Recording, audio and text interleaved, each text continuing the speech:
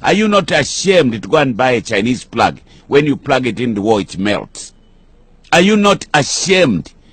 Are you not ashamed? You bring Chinese to come and learn Murungushi textile. They buy the cotton, they export the cotton, and you are importing material from China. You are even importing material from Senegal. He was fondly known as Man of Action, while others called him King Cobra. Undoubtedly, all these names were given to him due to his political aggression, both in opposition and government. Late President Michael Chilufya Sata had earlier served as Labour Minister and Local Government Minister, among other positions, moved away from the MMD in 2001 and formed the Patriotic Front PF. He later won the presidency in 2011 after spending 10 years in opposition. 6 years down the line, Zambians remember late President Sata's legacy in this way. We have the most deadly legal joint, the Attorney General, the Solicitor General, yourself. We will expect you to assist the judiciary, because don't blame the judiciary that they are quitting people if you don't prepare your cases properly. If you have baked cases, you have to improve your... Look at some of the odd cases. Privatization of Ron Mine, privatization of Kajem, privatization of Lima Bank, privatization of Intercontinental Livingstone. All those are cases thinking with corruption. You have all been called back.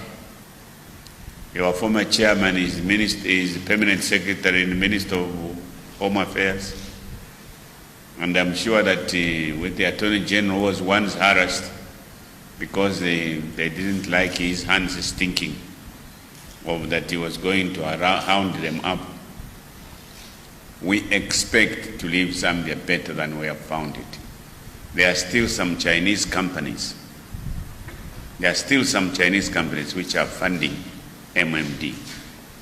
If you get in touch with the people at the drug enforcement, they'll give you the details and they give you the names. And when you go to Zamtel, don't look at Zambians only. These Libyans is the one who corrupted Zambians. So don't go for Zambians. You must also go for the Libyans.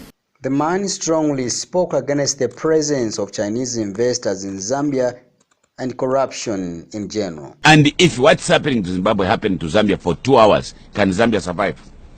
Listen, don't be childish. For this reason, Zambians on Wednesday morning led by President Edgar Lungu for a memorial service at Embassy Park.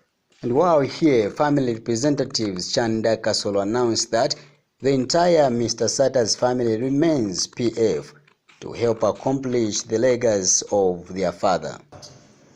So be rest assured, sir, we belong to PF. We will be PF until something happens like that.